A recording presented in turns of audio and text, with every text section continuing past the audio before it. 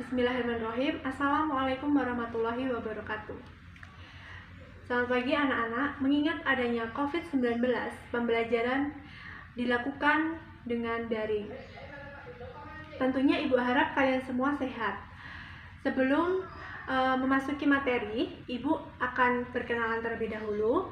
Perkenalkan, nama Ibu Rika Gubita Andaraswari, bisa dipanggil Bu Rika, dari mahasiswa PPKN UMS yang melakukan PLP di SMP Negeri 2 Teras. Diberi amanah untuk mengampu mata pelajaran PPKN kelas 9. Semoga anak-anak Ibu harap mengikuti pelajaran pagi hari ini dengan baik sampai selesai. Untuk itu kita mulai untuk materi pada pagi hari ini. Ya, saya mulai. Bismillahirrahmanirrahim. Untuk mata pelajaran Pendidikan Pancasila dan Kewarganegaraan, khususnya kelas 9 yang berbahagia, Ibu akan menjelaskan bab 1 tentang dinamika perwujudan Pancasila sebagai dasar negara dan pandangan hidup bangsa.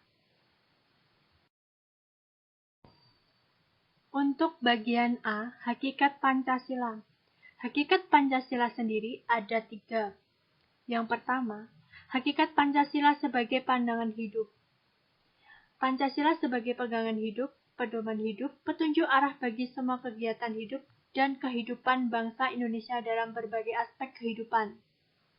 Pancasila juga berperan dalam memecahkan persoalan yang berkaitan dengan kehidupan berbangsa dan bernegara. Yang kedua, hakikat Pancasila sebagai dasar negara. Sebagai dasar negara, Pancasila sendiri merupakan suatu asas kerohanian yang meliputi suasana kebatinan atau cita-cita hukum Pancasila sebagai ide sehingga menjadi suatu sumber nilai, norma serta kaidah baik moral maupun hukum negara. Pancasila sebagai dasar negara mempunyai sifat imperatif dan memaksa. Artinya, setiap warga negara Indonesia harus patuh dan taat pada Pancasila. Yang ketiga, hakikat Pancasila sebagai ideologi. Ideologi negara memiliki makna, yaitu wujud cita-cita bangsa dalam menciptakan kehidupan bermasyarakat adil dan makmur, komitmen yang mendorong semangat masyarakat dalam melakukan kegiatan untuk mencapai tujuan bangsa, serta menjadi alat pemersatu yang terdiri atas beragam suku, bangsa, agama, dan budaya yang berbeda-beda. Selanjutnya B, penerapan Pancasila dari masa ke masa. Yang pertama, masa Orde Lama. Pada masa Orde Lama, Indonesia menjalani proses peralihan dari masyarakat terjajah menjadi masyarakat merdeka. Saat itu adalah proses pencarian penerapan bentuk Pancasila. Orde Lama terjadi pada 3 periode berbeda, yaitu periode pada tahun 1945 sampai 1950. Selanjutnya periode pada tahun 1950 sampai 1959. Serta periode pada tahun 1959 sampai 1966. Di tahun 1945 sampai 1950, Indonesia sebagai negara peralihan dari bangsa terjajah menjadi bangsa yang merdeka menjalani proses adaptasi penerapan ideologi bangsa, yaitu Pancasila. Beberapa masyarakat ada yang setuju dan sebagian merasa keberatan.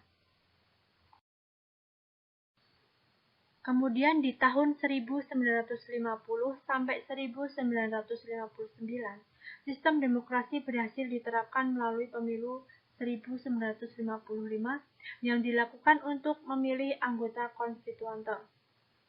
Akan tetapi, para anggota yang terpilih tidak dapat menyusun undang-undang dasar seperti yang diharapkan.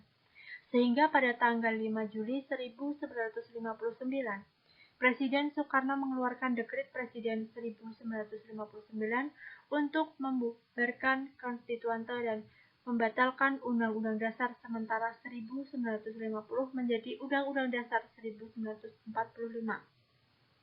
Pada periode 1959 sampai 1966, Soekarno selaku presiden mengubah sistem pemerintahan menjadi sistem demokrasi terpimpin. Selain itu, presiden memperluas peran militer dalam unsur politik dengan menggabungkan Polri dan TNI menjadi ABRI atau Angkatan Bersenjata Republik Indonesia. Selanjutnya, pada masa Orde Baru. Orde Baru dimulai dengan naiknya Soeharto menjadi presiden menggantikan Soekarno pada tanggal 22 Februari 1967. Awal Orde Baru, Presiden Soeharto harus mengatasi kekacauan yang ada di Indonesia. Soeharto melakukan beberapa upaya pemulihan, yaitu A. Rencana Pembangunan 5 Tahun atau Repelita. Yang B. Pemilu.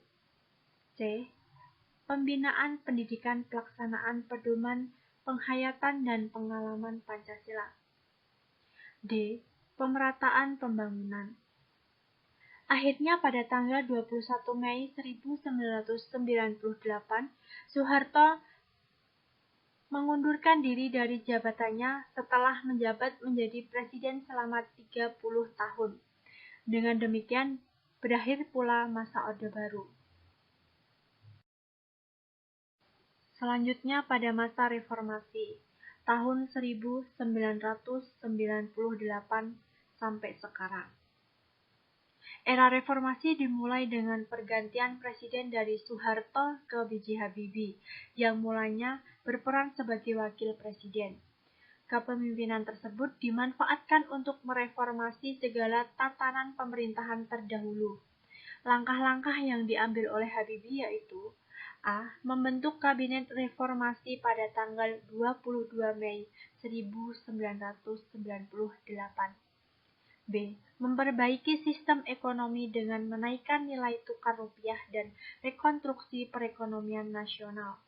C. Mereformasi bidang politik. D. Mengeluarkan Undang-Undang Nomor 9 Tahun 1998 tentang kemerdekaan menyatakan pendapat di muka umum. E. Menyelesaikan masalah dui fungsi ABRI. F. Mereformasi bidang hukum. G. Mengadakan sidang istimewa MPR untuk membuat ketetapan-ketetapan baru.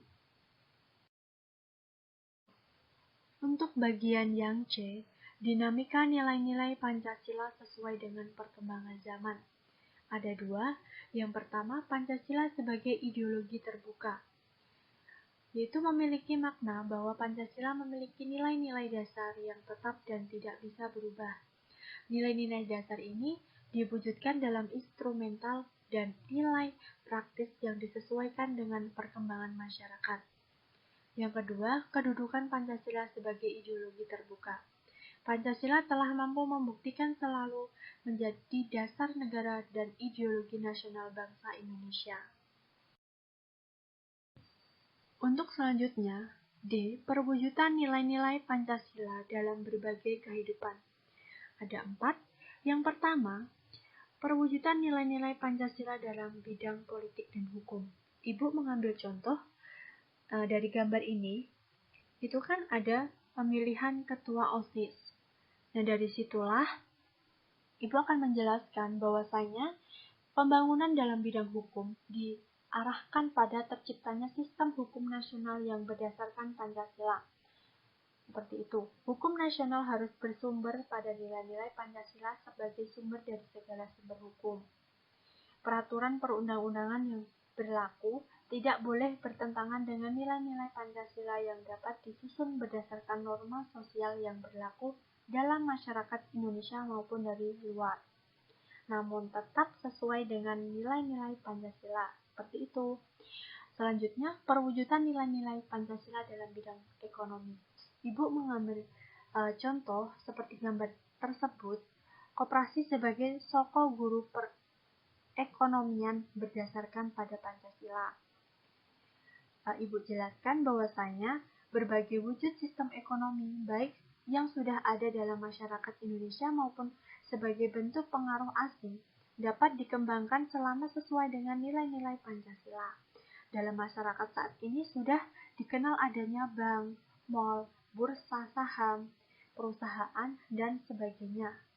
Seperti itu. Semua lembaga perekonomian tersebut dapat kita terima selama sesuai dengan nilai-nilai Pancasila. Selanjutnya yang ketiga, perwujudan nilai-nilai Pancasila dalam bidang sosial budaya. Itu akan mengambil gambar seperti itu, alat itu, yaitu teknologi salah satu bentuk budaya yang dapat diterima oleh masyarakat. Seperti halnya sikap feodal, sikap eksekutif, dan paham kedaerahan yang sempit, serta budaya asing yang bertentangan dengan nilai-nilai Pancasila, perlu dicegah perkembangannya dalam proses pembangunan. Ilmu pengetahuan dan teknologi merupakan contoh budaya asing yang dapat memperkaya budaya bangsa seperti itu. Untuk selanjutnya, perwujudan nilai-nilai Pancasila dalam bidang pertahanan dan keamanan. Dari gambar tersebut, bisa diambil contoh bahwasanya TNI dan Polri sebagai kekuatan pertahanan dan keamanan. Seperti itu. Memperjelas dan membuktikan kepada kita bahwa Pancasila mampu menampung dinamika perkembangan masyarakat. Pancasila bukanlah ideologi tertutup yang tidak dapat menyesuaikan dengan perkembangan dan bersifat kaku.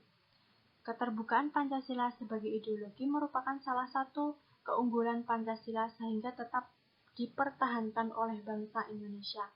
Tugas dari TNI dan Polri itu kan menjaga kebaikan-kebaikan atau menjaga keamanan dari kerusuhan yang ada di negara Indonesia khususnya, seperti itu. Terima kasih anak-anakku kelas 9. Selamat belajar dan sukses selalu. Wassalamualaikum warahmatullahi wabarakatuh.